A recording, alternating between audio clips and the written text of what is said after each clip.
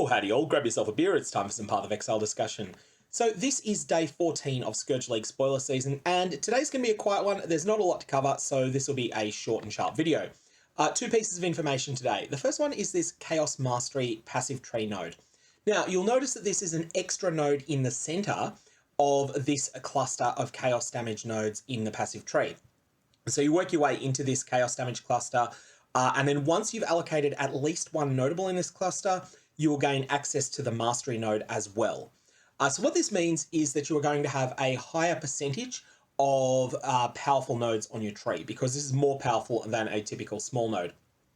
This also allows really niche stats that are quite powerful and are build defining but not generally useful, like 40% of physical damage converted to chaos damage, to be accessible much easier and much earlier in your progression, because you can get them from any chaos and mastery cluster around the passive tree.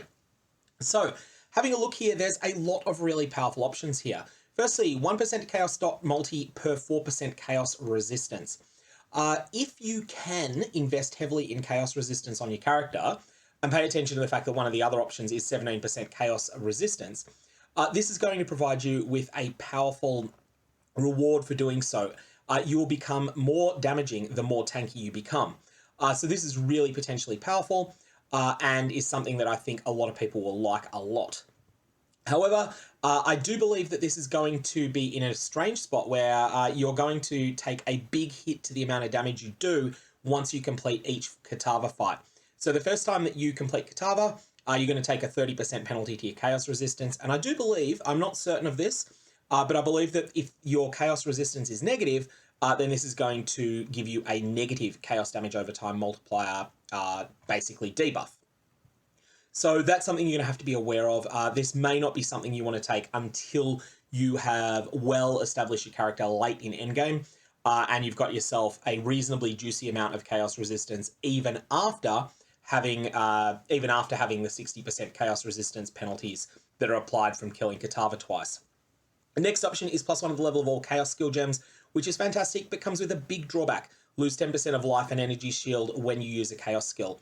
This feels like it is absolutely tailor-made for Essence Drain Contagion builds, and will certainly help those out a lot, partly because the playstyle inherently does provide you with life replenish. Next is 20% increased effective withered. This is a huge deal. You're definitely going to want this on basically every chaos damage over time build, and yeah, it's just really, really strong. Withered is incredible. Next is 0.5% of chaos damage leached as energy shield. So this only works if your damage can leech. So this will be things like Self-Cast Forbidden Rite would be using this. And it's really good on those builds. Most builds won't want it because most chaos damage sources in the game are over time. And as a result, you won't get any benefit. But if you're playing a build that can use this, it's a really important stat to have. And so you'll be very, very welcoming of getting it easily like this. 17% chaos resistance, useful on every single character in the game. Well, except for chaos inoculation builds. This will definitely be something people want. And then 40% of physical damage converted to chaos damage. If this benefits your build, you'll know it. But for most builds it won't, but for certain builds this is an absolute godsend, and can allow you to run physical reflect maps with basically no investment, and will also enable you to improve your scaling of damage. So yeah, this is a really strong all-around system. It's going to result in more powerful characters than existed in 3.15, just by virtue of the fact that a higher percentage of your passive tree points will be spent on powerful notables. The other thing that was revealed today was Flame Link.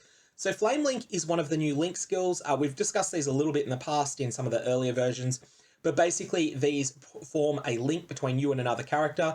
As the initiator of the link, you're putting yourself at risk to cast these links. If the linked target dies, so do you. However, in exchange for this, and also for paying 15 mana per second at gem level 1, you will be provided with the linked target getting an enormous boost to fire damage. 23 to 35 added fire damage, and added fire damage equal to 5% of your maximum life. So this is sort of really screaming chieftain support to me, which is an interesting thing that's never really existed before. And I wonder if you could have a situation where you've got two chieftains, each linking to the other. So each one providing the other one with a flame link. And in addition to that, they can also use the anger aura, and scale up a whole lot of fire damage this way. Of course, the drawback is that if one of the chieftains dies, the other one also falls over dead as well. I think this could be really solid, and I think that there will be some certainly niche uses of it. But again, it's this new style of support play where you as a support may actually want to turn off the support at a strategic time because you're like, ooh, I think the person I'm linked to is in serious danger of dying here. So you might then suddenly cancel a link in order to keep yourself safe. And that's going to just create a more active play style there. Anyway, that's all I got on today. I will be doing some coverage of the Mage Blood unique belt, which I think is simultaneously the best new unique and the most overrated unique in the new league. But I wanted to really put together put a lot of thought into that one. So that should be up later on today, my time, maybe the next 8 to 10 hours or so. Otherwise, I'm going to leave it there. May your Varlobs have interesting results, and I will see you around.